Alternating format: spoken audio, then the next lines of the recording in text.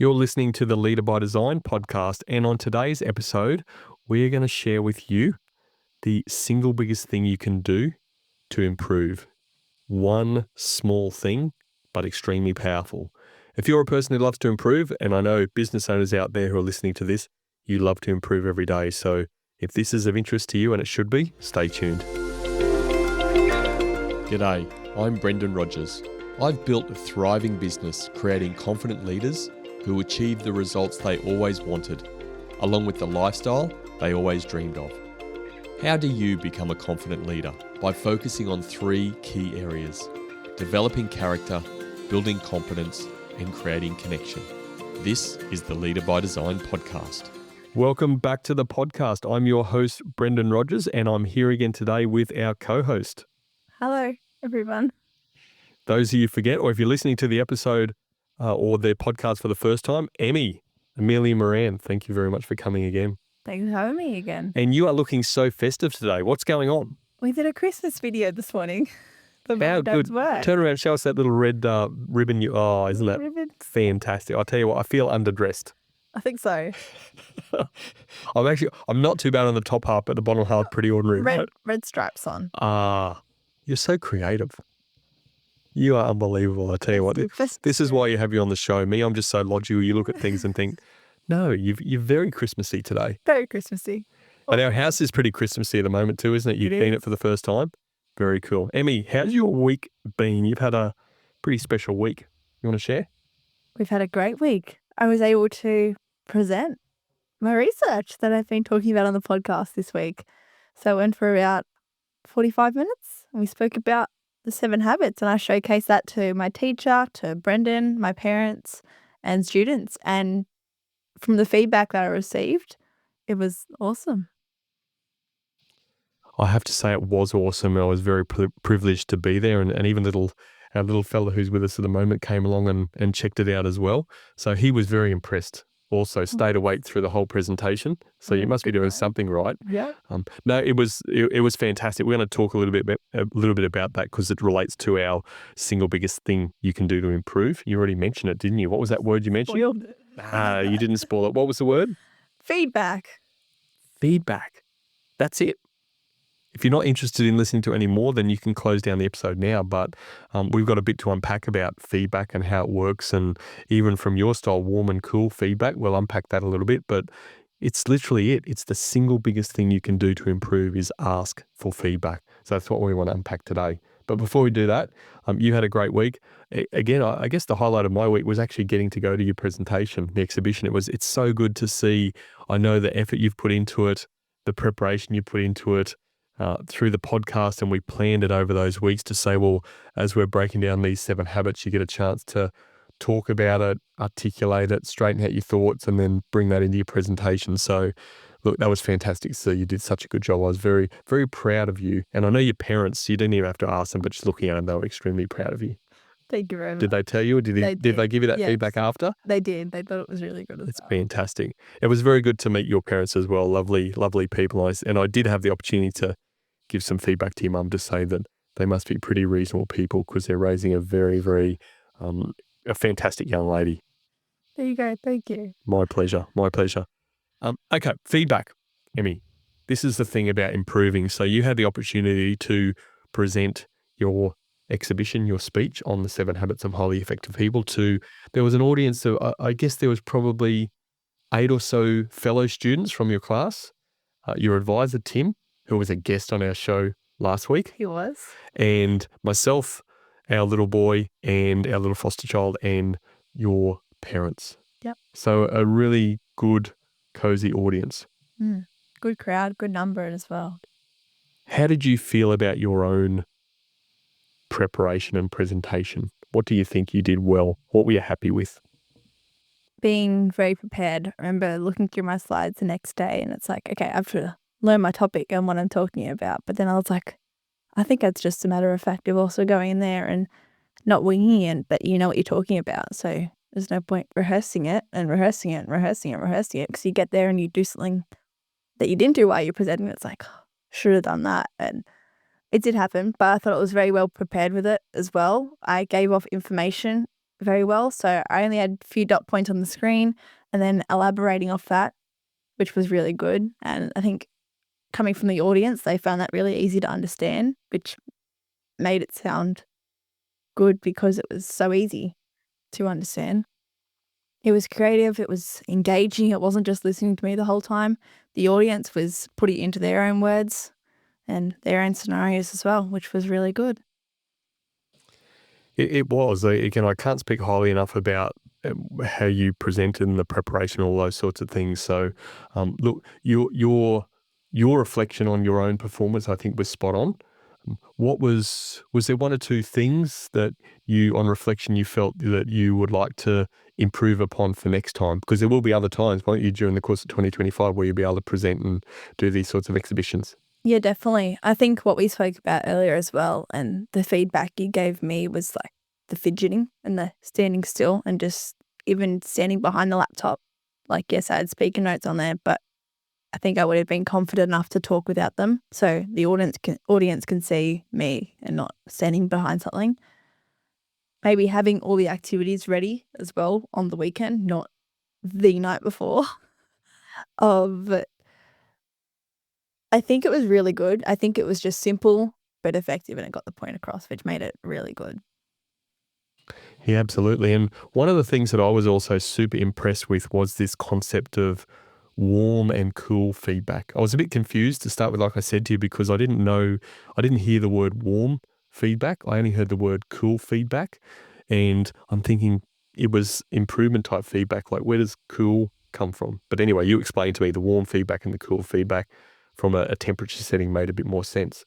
So one of the things that Tim, again, on the show last week, who's the advisor for you guys, he asked each, or they had a sheet in front of them, and that was their opportunity just to write down the warm and cool feedback. So again, reiterating, warm feedback was that, what you did well, what that person thought that you did well, and the cool feedback was that improvement opportunity, constructive criticism type feedback. Yep. What do you recall from your peers, your student mates, that they gave you about the warm feedback? I think, like I said before, very easy for them to understand. Like they came out of there and they learnt what the 7 habits are.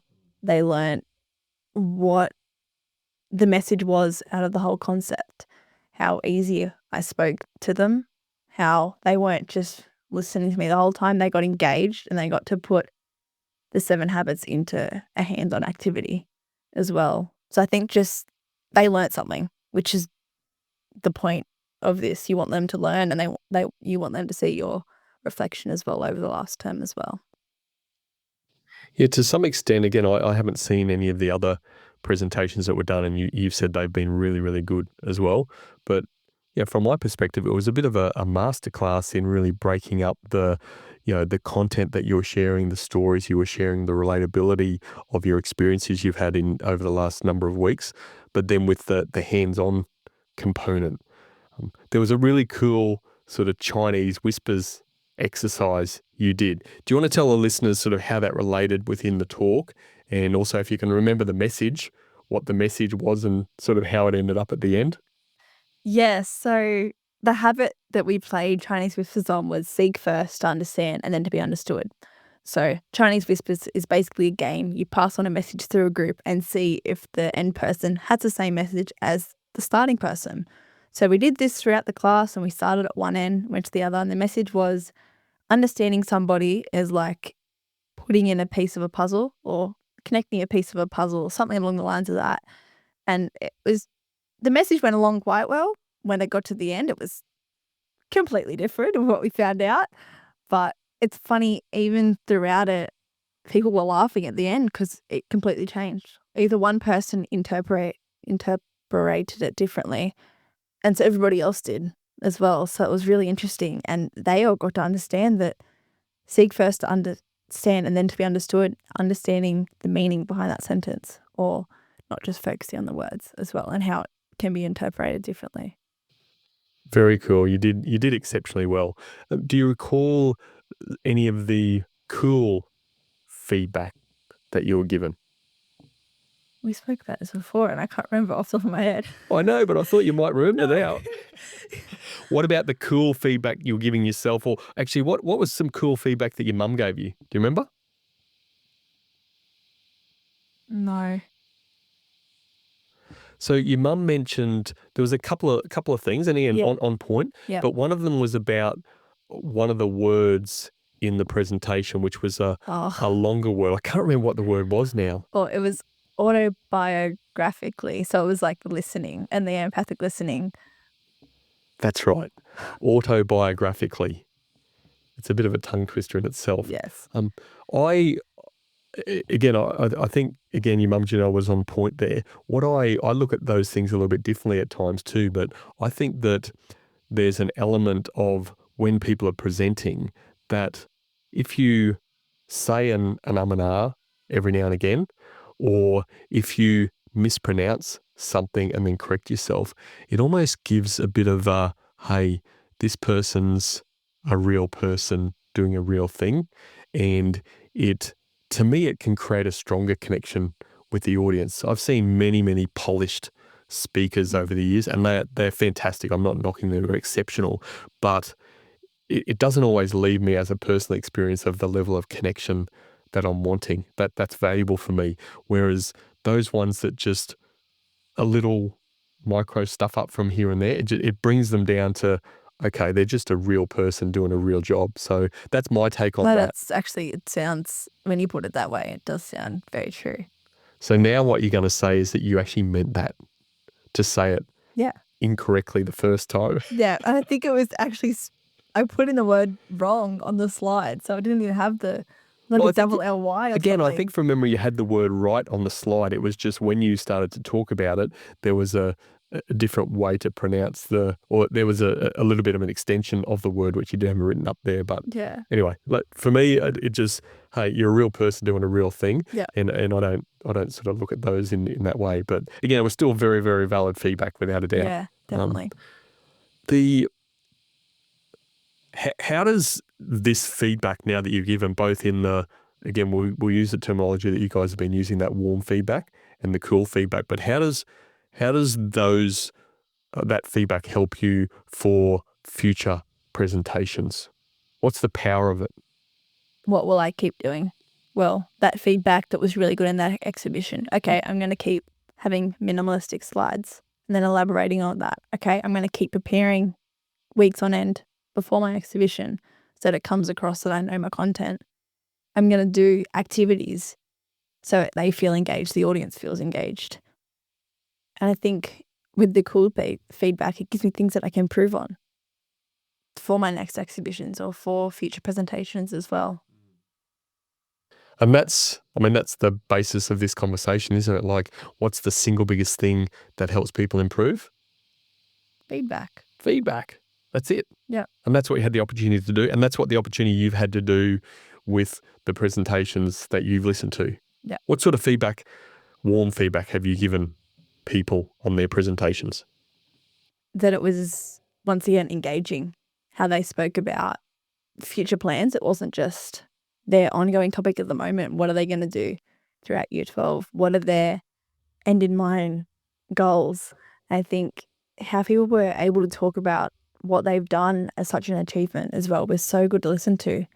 Like, not talking it down as much, and having elaborated on it, gave simple dot points on a slide again, which is so easy, not lots of writing and not just really simplifying it down. It might be a really broad, or I want to say like fancy topic, or really smart, and sometimes you can't understand it if it's something like one of the presentations, biomedical science. That's a hard topic to understand. But if you can really not dull it down, but simplify it for the audience, it's going to help them take away a message with still getting the point across. Yeah, absolutely. So I just want to bring up your personality style. Your personality style is I style in the DISC personality style. Yep. So that influencer type.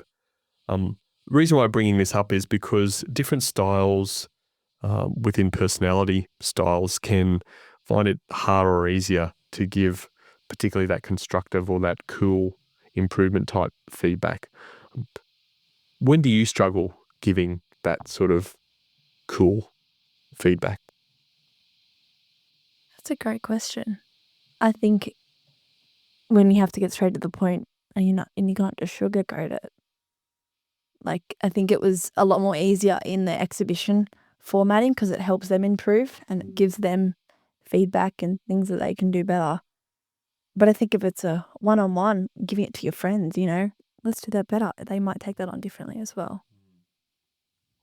Yeah, absolutely. And look, I'll get you to share a bit of a story as much as you can about a recent situation you had, which is a bit more difficult for you. But and next week on the show, we're going to unpack mine and your personality style a little bit more, and then how we've used that to hopefully work well together in this term. So we have worked well together, haven't we? We have. We have, haven't we? We've produced a great podcast. Absolutely. Yeah. And we are quite different in a number of areas, our styles, and there's a few little similarities and crossovers. So anyway, we're going to unpack that in a bit more detail next week, and really how you can use that to work better as a team, and taking the 6th habit of highly effective people, how we can synergize. Better. Yeah. Which we've done well. But your personality style is one that can find it a little bit more stressful and unpleasant giving feedback, again, cool or constructive criticism type feedback to people. So there was a situation in the last couple of weeks amongst your school leadership team. Tell us a bit about that and what you found uncomfortable. I think not confronting, but getting the point across of, okay, this isn't working within our group and our school leadership group.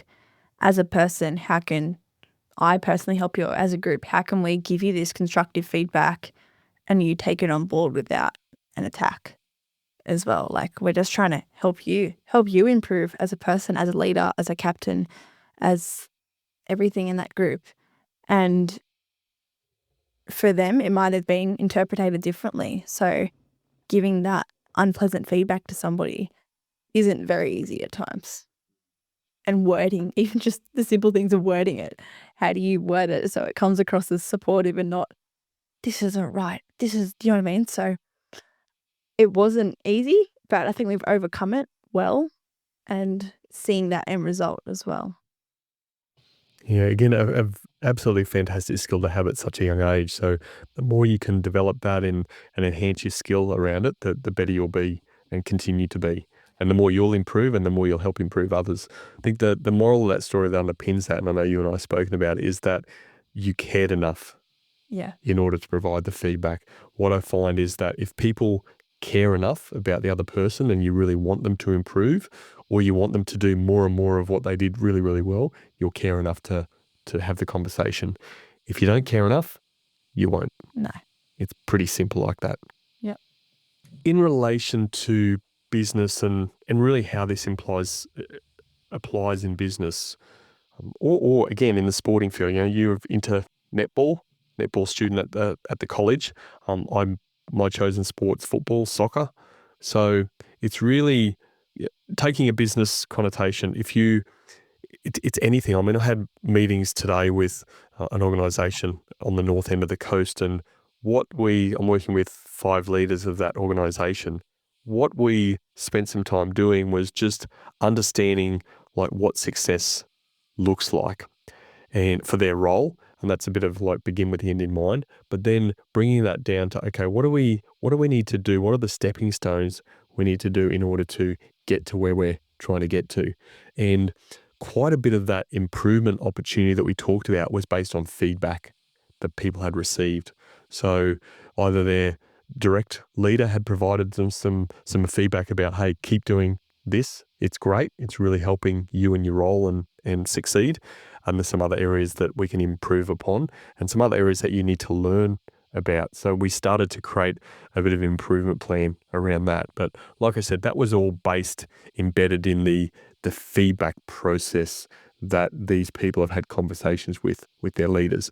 So the people I'm working with have a better understanding about what good looks like, how they can improve. They're not thinking about maybe this is the next step. They're knowing what the organisation is asking them to do in order to take steps to improve. From a sporting sense, again, you coach netball, you've coached a team for some time. If you're not clear around providing feedback to people, then it's very, very difficult for people to take that on board and to improve upon. So in the netball situation, if I was your netball coach, and I couldn't be because I don't know a lot about netball, so I'd say, Emi, you just need to do better. How does that help you? Doesn't? It doesn't. No. But maybe if I was to say, Emi, you can do better than that. You weren't running back at this time, and this is your position. You need to be able to defend where you need to defend. And this is a situation where, I thought you could have done better. Is everything okay? What's happening with that? Then you can talk to that a little bit more. Elaborating on that. Exactly. It's specific. So again, you got some really good specific feedback from your fellow students and also from the room. You and I have spoken about the feedback, and I'll elaborate a little bit on that. But giving specific feedback, whether that's that warm feedback, hey, when you spoke in your presentation and you smiled a lot, you faced the audience, you had great eye contact. There's specific things that, okay, great, now I know what he means by you did really well. Yeah. Where we can look at the cool feedback and the improvement type stuff is, well, there was when you presented really well to the audience and there was connection and stuff like that, there was an opportunity to move away from the computer and to show your full self and people you could connect with, and you could have used your arms or had the opportunity to use your arms and your hand gestures more when that happened. So again, there's some specific feedback there, some improvement type feedback they can utilize. And if you think that's valid, again, because it's completely up to you if you think that's valid or not, then you can take that, and as we say, feedback's a gift. You can unwrap the gift and you can throw it away, not do anything about it, or you can unwrap the gift and use it for good. Yeah. So these are the opportunities, but everything like this episode is about, everything is about, all of that is rooted in, I care enough about helping you improve, you care enough about helping other people improve. And if people take up the challenge and have the courage to provide others with feedback, then it does mean they care enough about that person and they want to see them improve, or they want to keep them, seeing them do more and more of what they've been doing well. Yeah, definitely. Before we close out, Emi, is there anything else you would like to say about feedback? I think we've covered it all. I think the main summary of this is ask. Ask for feedback, and it'll help you, it'll help your group, it'll help somebody give that unpleasant feedback and have that unpleasant conversation occasionally. But it helps you improve, it helps you show what you've done great, for instance, in that exhibition. So ask would probably be the takeaway from this. Ask about feedback. Absolutely. Ask for feedback. Even if it's just feedback, a really simple structure of like, what's one thing that you thought I did really well, and what's one thing you think I can improve upon for next time, is a great starting point. So asking for feedback is super powerful. It's actually one of the parts of our lessons and modules within our Master 101 meetings program that I'm running again, or launching again in February 2025 to another cohort, because again, building a culture of feedback, it's as simple as what you say, asking for feedback. Yeah. And if as leaders, we do that more than enough times and we value the feedback that we're getting, we'll take steps to improve, and you'll be better, your team will be better, your business will be better. I think that all said, we can wrap it up. I think so. Emi, you have a great evening, a great rest of the weekend. What have you got planned for the weekend? Not a lot. No? I don't think no. No Christmas shopping? We ran into each other Christmas shopping the other day, didn't we? We did. That was very good settle. I think we're heading up doing a bit of Christmas shopping on Sunday, so that should be lovely. Fantastic. Well, we've got a Christmas photo thing with other children that we've cared for and brothers and sisters and stuff like that. So that's going to be cool. We're heading down to Castle Hill in the morning to meet some people and do all that stuff. So it's going to be a lot of fun. Beautiful. Hopefully a tea or coffee and, I don't know, biscuits, muffins, all that sort of stuff after. Food? Some more free food? No, I'll probably have to buy this. Probably. Anyway, it's going to be great fun. So thanks again for listening. And Emi, great to have you on board again. And we look forward to chatting next week when we unpack our DISC profiles a little bit more, how we are similar but also very different, and how we've used those to work well together over this term. Definitely. Can't wait. Signing out. See you later. See you then. Bye-bye. Bye. In the hybrid working world, I've seen too many business owners and their businesses suffer because of poor performing employees, leading to below average results. If you want to improve your employees' performance to deliver consistent results for your business, you have to master one-on-one meetings.